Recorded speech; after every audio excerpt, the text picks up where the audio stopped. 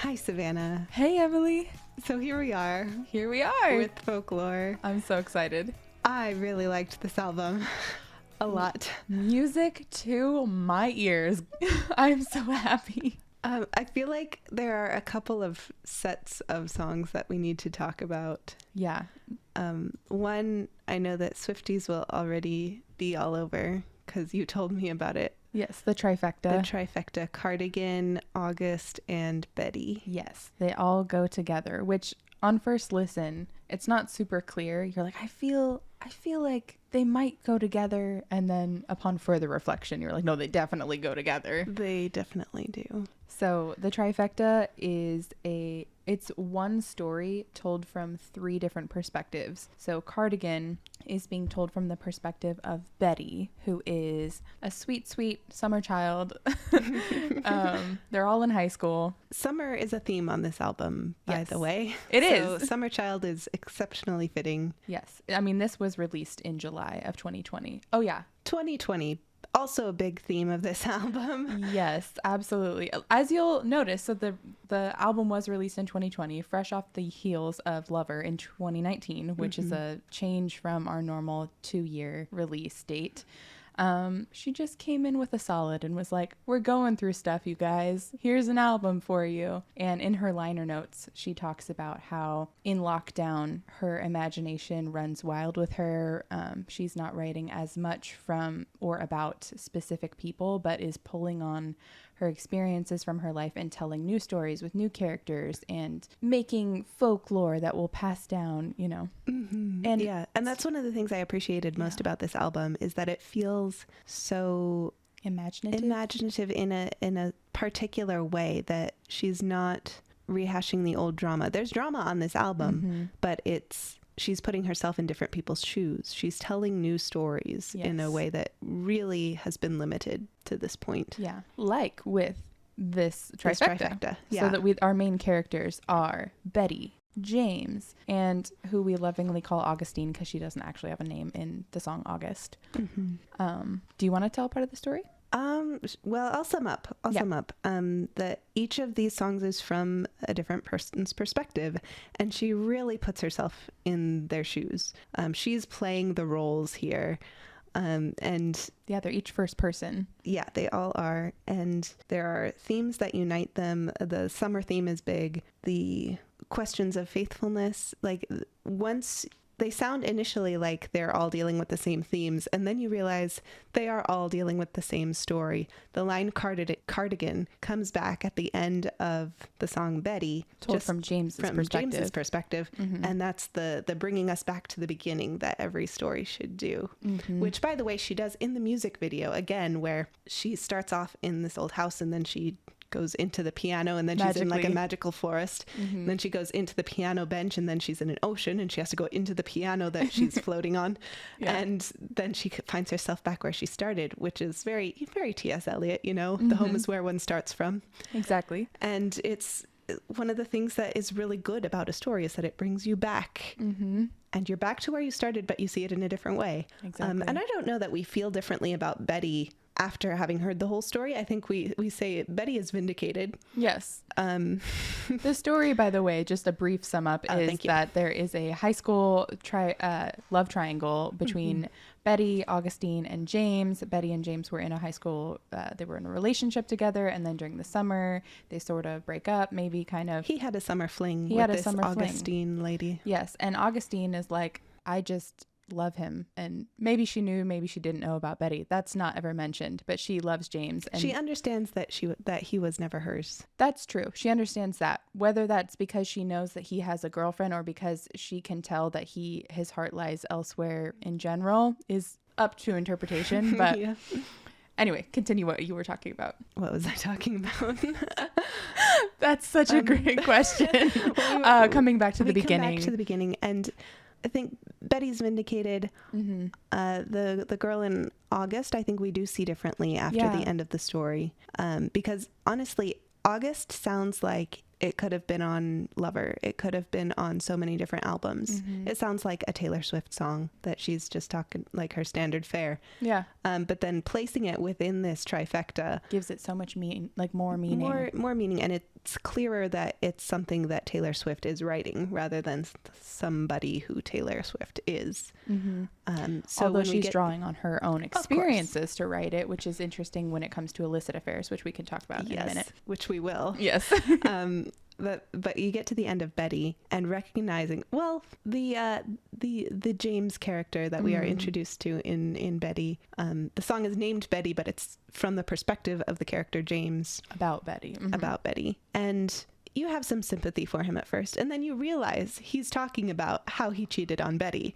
And we don't like him. We don't like him, and he's like, what, could I make it up to you if I showed up to your party? And we're like, no, the last thing we want is you showing up to our party. She doesn't want to see you. She's moved on, man. Right. I think in Taylor Swift folklore, and Swifties will come at me if I'm wrong, but I believe that Taylor has said that they do end up together and happy. But I reject that narrative and I substitute it with my own. My narrative is that she rejects James for being a rake and decides to live her life either by herself and confident or finding a new and worthy love. Yeah, I would prefer that. Yeah. I don't like James. Although, there's something redemptive about that where, everybody makes mistakes. And we do hope that James learned from this experience. And I mean, to some degree he does, right? Like he comes back to her and is like, I want to make it up to you. I know I did something wrong. I don't like him, but he's on a journey. We're all on a journey. Yeah. Okay, but we should talk about illicit affairs because that leads right in here. Along with This Is Me Trying. This Is Me Trying could also have been written from James's perspective. Yes. That is very much about I assume a boy coming to talk to a girl and saying like, I don't know how to make it up, but this is me trying. I'm trying to come to your door and say I'm sorry. But illicit affairs, I feel like... Well, can I go back to that? Because the concept of repentance and asking for forgiveness, like, it's never good enough. That's kind of the point, is that it's never deserved. You know that you've done something wrong and you cannot fix it. And admitting that is trying to rebuild the bridge, knowing that you cannot rebuild the bridge, which is... It requires grace. Grace. And it's a paradox. And you can't do it by yourself. Yeah. So just having a song that says, this is me trying is kind of encapsulating all you can do really is try. Yeah, so illicit affairs. So illicit affairs ties in right in with the whole theme of the love triangle, but specifically with Augustine, I feel like in the line, they're talking so much about like, meet me behind the mall when they're meeting. It's always James telling her to get in the car or her telling James to get in the car. And which is a moment, right? Oh. Like, the moment anybody like drives past you, your friend rolls down the car window and says, get in the car. Like, you are living. You are high on life. Yes. It's great. Remember when I pulled up and said, get in the car, and I canceled my plans just in case you'd call. I'm like, I screamed that. Not actually because there's a child upstairs, but I want to scream that. But yeah, so it ties right into illicit affairs, where it's talking about, this song is talking about how illicit affairs always seem so alluring at first, and they begin in beautiful rooms and they end in meetings in parking lots. And they dehumanize the people involved. That's what gets me about this song, is there's the line where this woman who's the other woman, and I think I'm going to say this is a little bit removed from the triptych of the other three songs. Yeah, because it's much more adult in the themes. I think you're talking about when she's putting the perfume away. Yeah. She had picked out this perfume just to leave the perfume on the shelf that you picked out just for him, so you leave no trace behind, like you don't even exist. How contrary to the nature of love and being changed by the one you love is that? It's robbing yourself of who you ought to be. And again, she ties it in too with drug use, chasing the dragon, trying to get the high, but you need more of the drug. Yeah, it only works the first few hundred times is what she says. Absolutely. And I mean, there's so many good lines in this song. It really hits the chord just right. She says, Clan and Steve, she's talking about illicit affairs. They show their truth one single time, but they lie and they lie and they lie a million little times. And that is so true, because I believe that an illicit affair like this is taking what should be love and twisting it into something that it's not. And especially when you are committed to another person. The only kind of love you should be giving to other people is not that romantic and special love that you have for your spouse, your significant other. So it's showing the truth that you should love that other person, but it's lying about how you should love them. And the parallels in the song, it lies a million little times and it dies a million little times. Death and lying all wrapped up in here. Correct. And the last line, very poignant. For you, I would ruin myself a million little times. So again, tying this in with how it destroys the people involved. And we had a wonderful conversation at our first listen through about how ruin is different for men and for women. I think especially in literature, like you can think of Dostoevsky, men are ruined by indulgence and women are ruined by exploitation. And it's asymmetrical because men and women are not the same, but that's the tragedy of what exploitation does to women. And that's what's portrayed here. And it's the loss of humanity. And she's doing it willingly. Yeah. And he's doing it willingly. Yeah. And but they don't suffer in the same way, which is interesting.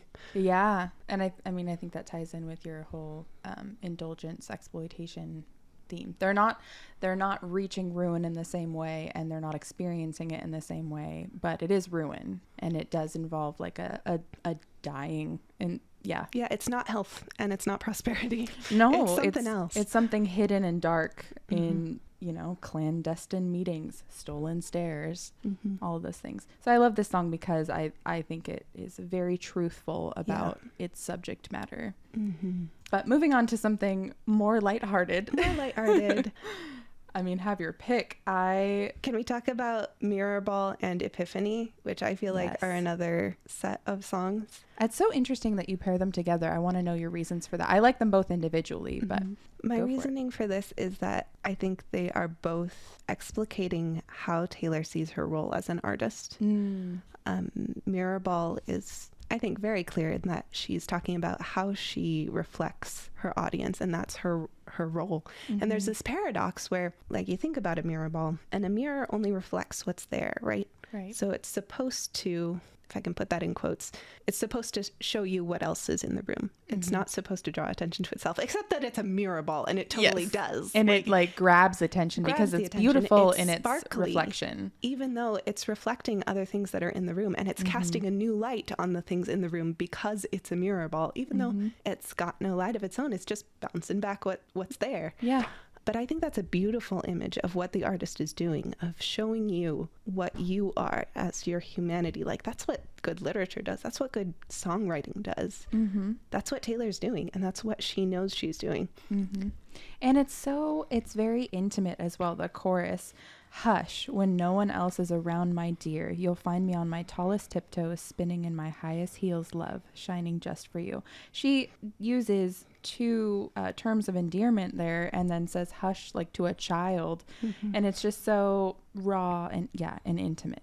It's something just for you, even when you're by yourself. I'm still here performing for you. And of course the theme of calling off the circus, in the midst of 2020, when all the shows are being shut down, there's not a lot of performance art readily available. She's trying to figure out how to be this artist when there's not a lot of opportunity to perform. And not just performing in a way that is always complimentary to herself either, right? She says, I'm still on that tightrope. I'm still trying everything to get you laughing at me. Just bringing joy in any way that she can, even in the midst of all of that. I also like the line, I've never been a natural. All I do is try, try, try. I think I brought that up in another episode. But I think that's a great piece of humility for her. I think she's always, and she said it in some manner where she talks about not having so much talent, but really just like work ethic and trying super hard.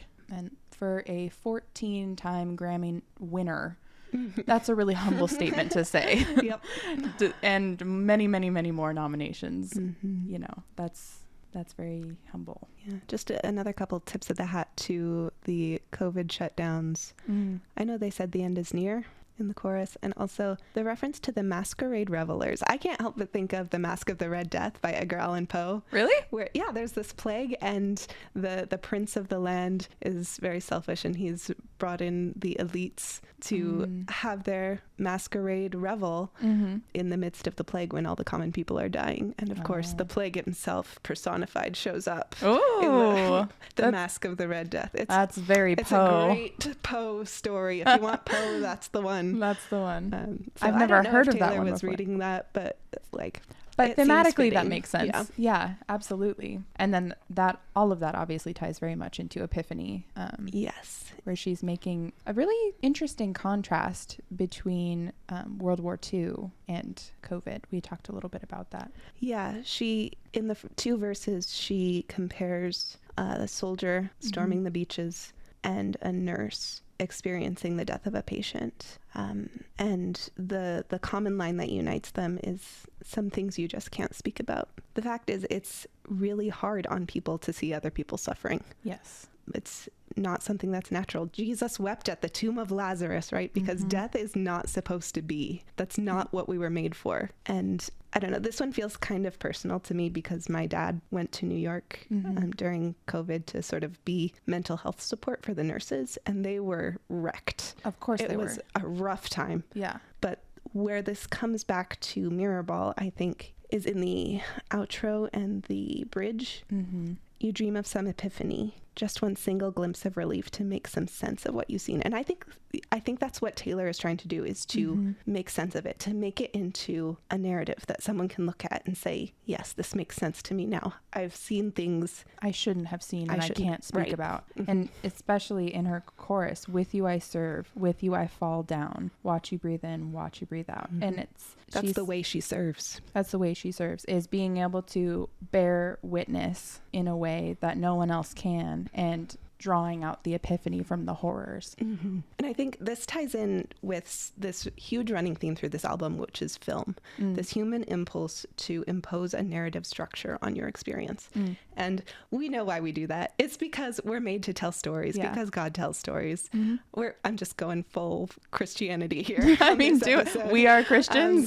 This is why it hits home for us personally. Right. Because things don't make sense outside of a story. If there's no story, there's no meaning, there's no unifying theme. Yeah, especially when it comes to suffering. There's nothing that makes sense less when it's stood by itself. You have to put it into context to get through it.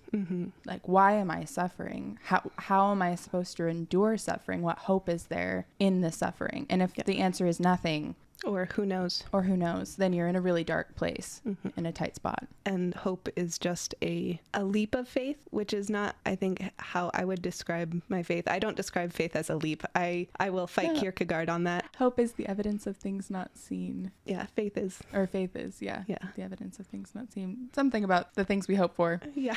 Wow, that's Hebrews 11, and Mr. Ettinger is just going to rip us a new one for not remembering what we had to memorize. He's going to rip you a new one. I wasn't in his class when you were assigned that memory verse. Dear Mr. Ettinger, I'm sorry. If you want to hear Mr. Ettinger talk, you should listen to our other podcast. Also with DieCast Media Group, Halting Towards Zion. Yeah, that commercial was for free. You talk. I've talked so much. I am enjoying you talking and enjoying a Taylor Swift album. So really, go off about what you like about this album. I like all of these songs. We literally just sat down and listened to it again, almost in its entirety. We have not done that with any other album up to this point. We've listened to it once together. There are a couple that I've listened to a second time on my own. This one, we just sat down the whole thing again. We're like, we'll skip the ones we don't like. And then we skipped what? Mad Woman. Yeah, which is like, it's whatever. It's neither here nor there for me. I kind of always skip that one, but... Yeah, it is an interesting thing to think about in light of the concept of exploitation and the asymmetry of suffering. Yes. But digging up the grave another time. You know, she's talked about how she reinvents herself. Digging up the grave is very much from the Look What You Made Me Do. Yes. Music video. And so this is another reinvention. It's a new genre. This is supposed to be a folk album. It's not really a folk album, but it's Taylor Swift doing folk, right? Yes. And she's doing it well, in a very Taylor Swift way. We should talk about the months. Do it. You go. All right. So track 8 is called August. Also, please note, track 1 is called The One. Yeah. Track 7 is called 7. So there's this number, like, she's keeping track, right? She knows what she's doing. August.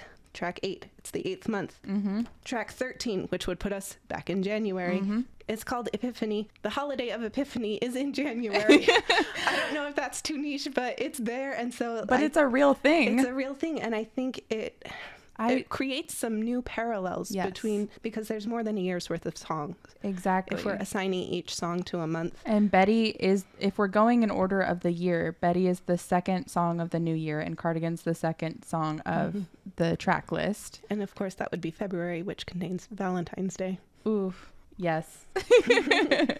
And then Peace. Well, Peace is a song that's talking about, I think it's her talking to any partner of hers, saying like, I come with the baggage of my career and all of that, everything that goes with that. My life is not peaceful. Is it enough for you if I can't give you peace? Yeah. It's a really insightful song, I think, where the struggles of her life are the struggles of her life because she has chosen to be Taylor Swift. To what extent that's choices and very hard work, I think we would say a great extent. A great deal of that, yeah. But and she loves it. And she loves it. She is the mirror ball. Even just the other day, she just announced a new album, and she also, at the Grammys, when she was accepting her 4th Grammy for album of the year, which makes history. She was tied with, gosh, I'm gonna forget who it was, Frank Sinatra and a couple others for 3-time Grammy Award winner. Frank Sinatra, that's a name I know. I know. Now she's 4. She's one more than him. But she was talking about, what were we just talking about? I completely lost my train of thought. The life that's her life. Yes. She was saying that for her, the award is the work, that she loves it so much, and that she's just thankful that everyone loves it as much as she does, so she can continue doing what she loves. So Peace is a song where it's like, this is my life and I love it. And it has its own type of suffering because it's its own type of life, which of course requires some blues influence in the music. You don't sing about suffering without having the blues. It's great. I you know me, I love a blues influence. I'm sitting here just like moon-eyed, staring at you, loving that you're loving this. I'm gushing about this album, and like we've almost been going for half an hour, and that's a problem. That is a problem. There's more. There's more. Okay, one of my personal favorites, and it's the track 5, is My Tears Ricochet. Boy, do I love a tight metaphor. I've told you this before. I really believe that this song is her talking about, under the guise of another narrative, but her talking about her experience with Big Machine Records, Scooter Braun, Scott Borchetta, all of that. And she's saying, so the metaphor here is that we're at a funeral. I would say it's at the funeral for Taylor Swift, if we're going to go with what I'm thinking that it is. But she's talking about, like, I didn't have it in myself to go with grace. You're the hero flying around saving face. And if I'm dead to you, why are you at the wake? Cursing my name, wishing I stayed. Look at how my tears ricochet. So she's left the record label. She's dead to them, but they're still battering her name around, wishing that she'd stayed with them. And this song, her tears about it are ricocheting like bullets. They're still going to hurt him as much as they hurt her. And it's just, there's so many good lines because it's such a tight metaphor that it's like, ooh, every line kind of like stabs a little bit more. But the bridge is, I can go anywhere I want, just not home. And she could have gone to any record label. Yeah, she's they Taylor Swift. Taken her. They would have taken her.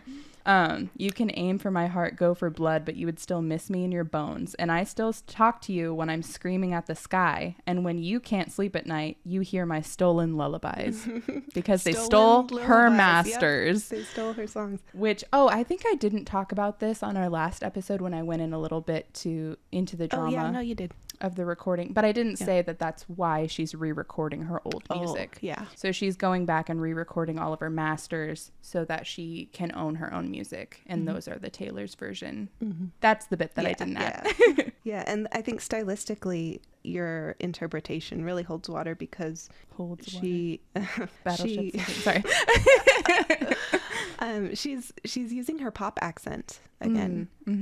She has changed her accent for this folk album, but it's very pronounced in track 5 that it's a more rhythmic style than the tracks that came before. It sounds more like past Taylor Swift. And I think that's also, I mean, the title also called me back to Teardrops on My Guitar. It's tears in a title. What more do you want? Yeah. And she has used this metaphor in the closing chorus. She says, I didn't have it in myself to go with grace, and so the battleships will sink beneath the waves. You had to kill me, but it killed you just the same. She's used that metaphor for battleships in past albums, which again I think could be pointing to all of her other works and such. You're tossing out blame, drunk on this pain, crossing out the good years, you're cursing my name. It's just so much like, you killed us both when you decided to ruin this relationship that we had, and it was her home. So, and I think the fact that it is the track 5, I think that backs up my interpretation, because why otherwise would this be so poignant that it needs to be track 5? Track 5 is like, it implies that it's really close to her heart, right? Whereas merely taking the text on face value, you have the death of a spouse, but it was such a toxic situation that is it really grief, or is it just like reflection on what happened and continuing to hate after death? Like that's what it kind of feels like on face value. Right. But seeing track 5 and the pattern that she's established, I think does support your hypothesis here. Yeah. So that one rightfully makes me sad. And I've complained so much about her not pulling in bigger ideas and bigger experiences that I have to call out how great this album is for pulling in different experiences. Yay. Like the whole COVID thing, who she is as an artist, what she's trying to do. That's a big idea. And I love to hear her reflecting on it. It's a joy. She also has a very different subject matter in 7, where she's talking about her childhood friendship in 7. But there's also a deeper meaning there too. It gets a little bit dark in the in the second verse, the bridge. So she's reflecting on childhood and how she's like saying, picture me in the trees, I've hit my peak at 7. She's talking about her childhood in Pennsylvania, sweet tea in the summer, all of that. The bridge comes to, I've been meaning to tell you, I think your house is haunted and your dad is always mad, and that must be why, which I just got chills. Is such a childlike way to describe a very adult situation that's happening in her friend's home. Yeah, there's a naivete there. Your dad's always mad. Well, as adults, we know that there's something bad going on in that house, but that's a child's explanation. And then she says, I think you should come live with me and we'll be pirates and you won't have to cry. Love it. Move to India. Move to India forever. Yum. And just like a folk song, our love will be passed on. I think the bridges really just hit in Folklore so much. She does really good bridges on this album. So that's a completely new subject matter as well that she's addressing. Before we sign off, because we're almost out of time already. But Invisible String and Hoax. Okay, you talk about Hoax. Or should we talk about Invisible String first? Let's do Invisible String, because let's close with Hoax. Yeah, because Hoax is last anyway. Invisible String, I just want to say, is adorable. It is. If you love the part in Jane Eyre where Mr. Rochester is talking to Jane and says, no, you can't go to Ireland because the invisible string between our hearts would break and I would die. And what person doesn't love that part? Because it's just, You'll love this song. It's a great song. There's kind lovely. of an Asian styling to the strings, which is also lovely because apparently it's drawing on Asian folklore, which also... The red string of fate. Yeah. Which ties two souls together. Right. But she makes it gold, a golden string. I mean, it is invisible string in the title, but at the end... a thread of gold, A thread of gold, which we know from her color theming is true love's love. color. It's adorable. I love it. I do think that it's clever of her to make the strings stand out so much in the music when she's talking about a string. I mean, you're a genius. I love you. That's pretty much all I wanted to say. If you're going to listen to any song on this album... Wow. That's not the one I would pick, but okay. I would say listen to all the songs on this album. Except maybe Mad Woman. Except maybe Mad Woman, which is what we did. But my personal favorite for enjoyment of listening, not necessarily deepness of content, is Invisible String. Yeah, I think my pick is Mirror Ball. Which is the song that I showed you first off of this album. You knew. I knew, girl. All right, but Hoax. Again, with the needing to put suffering into a narrative, she calls out in this song a movie with an ending that you know. Like, what's the point of going to the movie? You know how it ends. the suffering in this song, what do you think she is describing, Savannah? I always thought that she was describing a miscarriage. And I know that there's a couple lines in here that make that a little bit up for debate, but I do feel like there's so many other things in here that could point to that. Let's make the case and then state our reservations, because I think the case is strong enough that we should make it first. Okay, I'll make my case. She starts the song by saying, "My only one." Taylor Swift, to my knowledge, has no children. So, my only one, my smoking gun, my eclipsed sun. When I first heard that, I wasn't sure if it was O-N or U-N. Apparently, it's eclipsed sun. Well, that's what UN. Genius.com says. That's what Genius.com says. This has broken me down. She goes on, and the last line of verse 1 is, "This has frozen my ground." Which is such an ancient image, right? The woman as the land, as the fertile fertility land of the land, the fertility of a woman. That shows up in so many different cultures. Right. So to freeze the ground is to cut off any sort of growth or fertility. So that was probably the first line that really grabbed my attention when I listened to this in 2020. Stood on the cliffside screaming, "Give me a reason." I always thought that was something that's deep. That's deep. You're screaming off a cliffside, "Give me a reason." In my mind, it's a new kind of suffering. Like, we have not seen this level of pain from her. No, I don't think. I think this is hitting in a new way. Exactly. Later in the chorus, she says, "Don't want no other shade of blue but you." Blue is associated with loss, per her color theming from red. And also, baby blues are a thing. Especially if it's a sun. Yes. S-O-N. "No other sadness in the world would do. My best laid plan, your sleight of hand, my barren land." We're just straight reading the lyrics because they make the case for us. Yes, I'm just doing it. Yeah. In the bridge, she says, "I left a part of me back in New York. Part of me, a child, is a part of you. You knew the hero died, so what's the movie for? Like, why do we need to carry on?" A grief so strong. Why should we carry on when the hero and what it's all about has died?